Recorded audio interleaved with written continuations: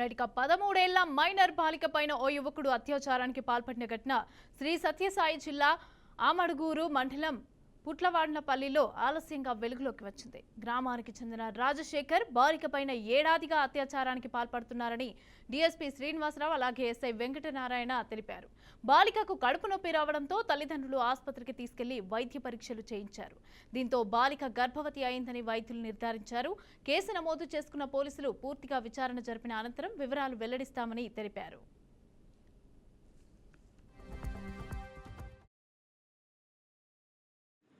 ఇక్కడ అమడగూరు మండలంలో పుట్లవానిగూడెం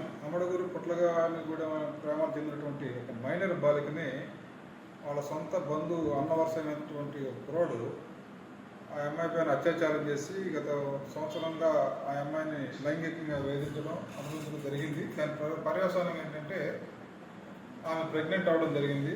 ఆ ప్రెగ్నెన్సీ కన్ఫామ్ అయ్యి కంప్లైంట్ ఇచ్చినందువల్ల ఇక్కడ అమడగూరు పోలీస్ స్టేషన్ ఎస్ఐ గారు కేసు రిజిస్టర్ చేశారు.